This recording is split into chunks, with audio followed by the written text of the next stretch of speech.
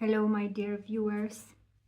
I was meditating and contemplating, and interestingly, I came across an answer to my speculation. So, first, I will share that it's from the Manual of Teachers, Chapter 4. What are the characteristics of God's teachers? Text 1a, the development of trust. It says, first, a teacher of God goes through a period of undoing, which I made a video about, where things are taken away, and usually this is perceived as painful, although it doesn't have to be. Then next, teacher of God must go through a period of sorting out. This is always somewhat difficult because, having learned that the changes in his life are always helpful, he must now decide all things on the basis of whether they increase the helpfulness or hamper it. You will find that many, if not most, of the things he valued before will merely hinder his ability to transfer what he has learned to new situations as they arise. Because he has valued what is really valueless, he will not generalize the lesson for fear of loss and sacrifice. It takes great learning to understand that all things, events, encounters, and circumstances are helpful. It is only to the extent to which they are helpful that any degree of reality should be accorded them in this world of illusion. The world value can apply to nothing else. And this is very similar to what Tone talks about, how you can, in any situation, you can either feed the spirit or feed the narrative of this world and maintain it, sustain this dream.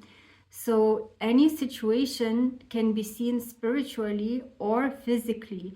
So for example, if you see some human doing something bad and you blame them, that's a carnal mind, a carnal sight, because you believe some human is doing something bad. But you can also see the same thing in a spiritual way, which is that there is a soul behind this human suit, bodysuit. And since this dream doesn't actually exist, the soul is not the doer, it's not doing anything. There is just a dream, an overlay showing us what doesn't exist, but the spirit is safe and it's not doing, it's just being. So the doer is in the world, but actually there's no doer because there's no world. So this means you're feeding your spirit if you perceive everything in this way, that there are no human beings in truth, that these are just dream characters, but behind it is reality, the spirit, and that every situation can be something for you to learn from spiritually. Now, A Course in Miracles also talks about the third stage for the teachers of God, which is the third stage through which the teacher of God must go can be called a period of relinquishment. So similar to undoing, but a period of undoing is actually something is taken away from you, seemingly without your involvement, although I think definitely on a deeper level you agree with it. But now the third stage is you giving things away, not that they are taken away from you, you yourself let go of them, relinquish them. If this is interpreted as giving up the desirable, it will engender enormous conflict. Few teachers of God escape this distress entirely. There is, however, no point in sorting out the valuable from the valueless unless the next obvious step is taken. Therefore, the period of overlap is apt to be one in which the teacher of God feels called upon to sacrifice his own best interests on behalf of truth. He has not realized as yet how wholly impossible such a demand would be, that he is called to sacrifice his own best interests. He can learn this only as he actually does give up the valueless. Only by giving up you learn that there was no sacrifice whatsoever. Through this, he learns that where he anticipated grief, he finds a happy lightheartedness instead. Where he thought something was asked of him, he finds a gift bestowed on him. And then after that comes a period of settling down. This is a quiet time which the teacher of God rests a while in reasonable peace.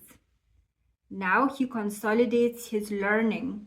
Now he begins to see the transfer value of what he has learned.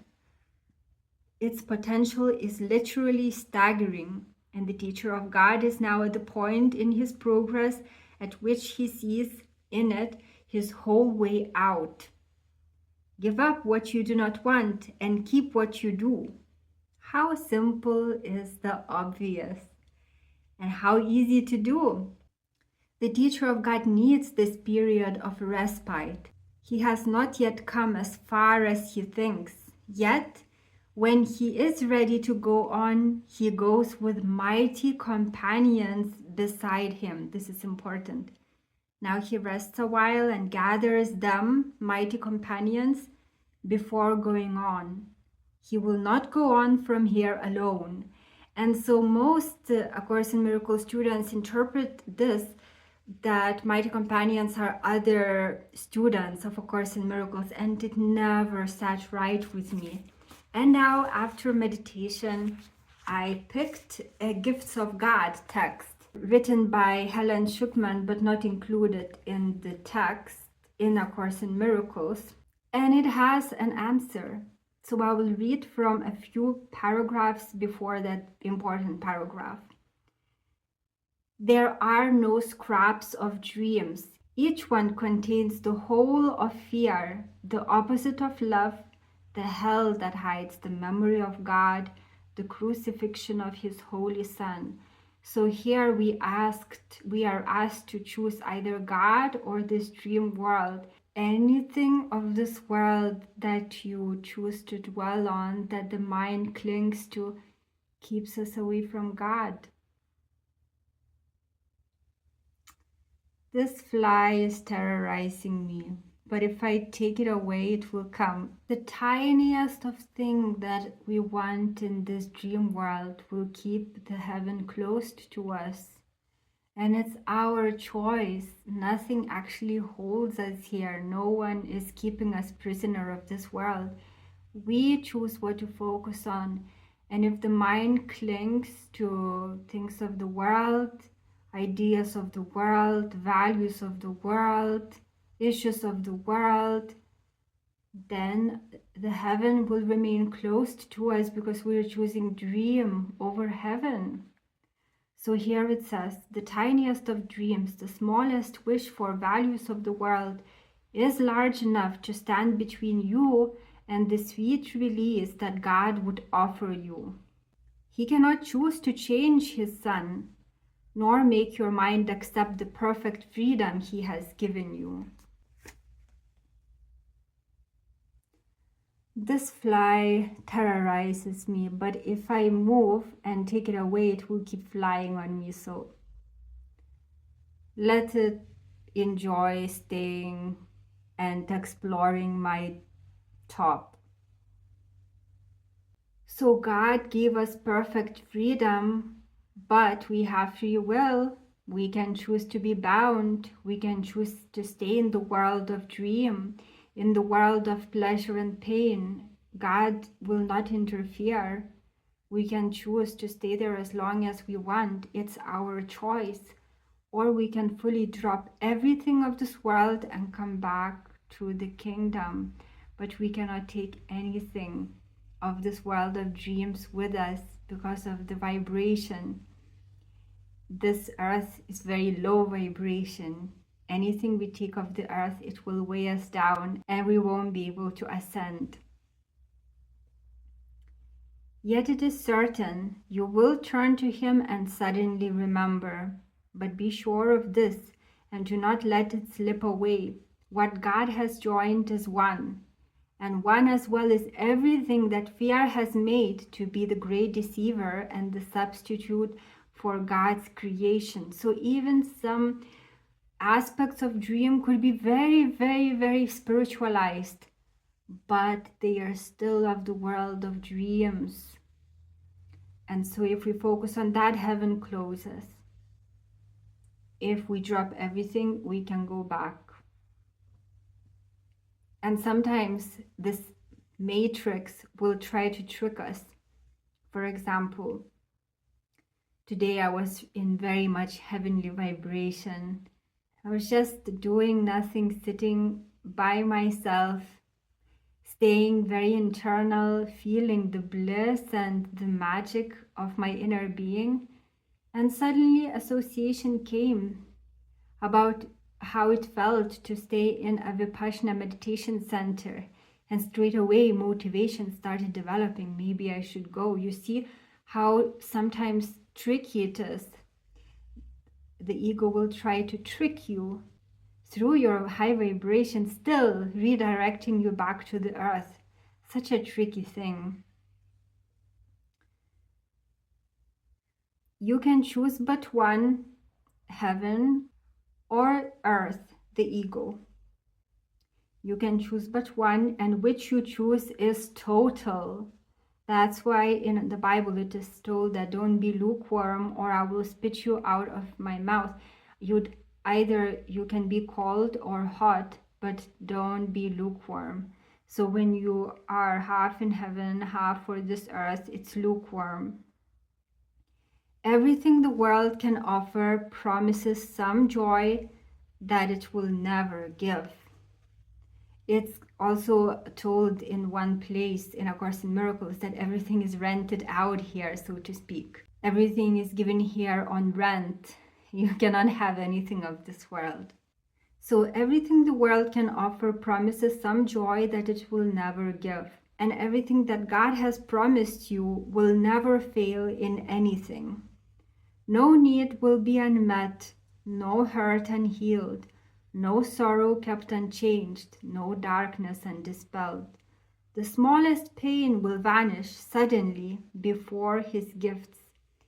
An unremembered world will leave no trace behind its going when God's gifts have been accepted as the only things you want. Choose once again is still your only hope. And it is told not once in A Course in Miracles that choice is the only way for you. The only freedom that you have is a freedom to choose. But it's a free will. We can stay in this dream and keep experiencing cycles, day and night, pleasure and pain, birth and death. Or we can go back to God and be in eternal bliss. This fly, maybe it likes spiritual discourses. It just wouldn't go away from me. Today, full day, it's just here, meditating with me. It's now on my hand. Whatever, as long as it doesn't bite.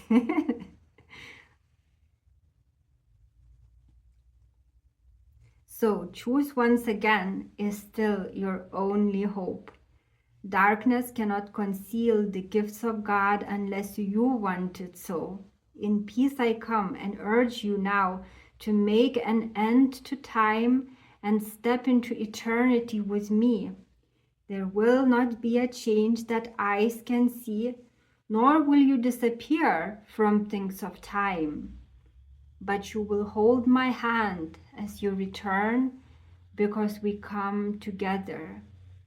Now the hosts of heaven come with us to sweep away all vestiges of dreams and every thought that rests on nothingness.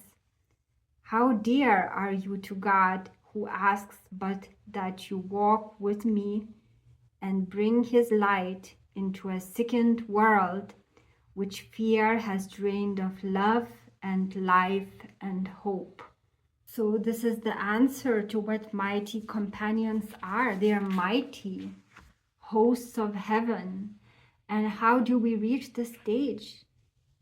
It comes after a period of relinquishment, when we sort out what's valuable, what's valueless.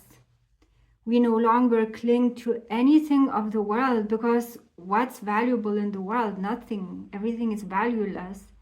So we no longer cling to any values, any people, any things, any dreams of the world, nothing.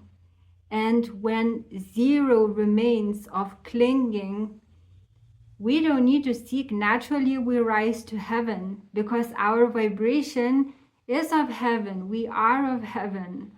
When we dwell on the things of the earth, our vibration is weighed down. It's going down. But as soon as we drop everything of this world, we rise up to heaven. And when we go back, we are no longer coming back alone. We are coming with the hosts of heaven that will help to totally purify whatever remains that's impure. And they will help us in our ministry, in our mission here on earth. How empowering it is, how wonderful that is. I encourage reading these supplementary materials because they can answer many questions that you have in regards to the course.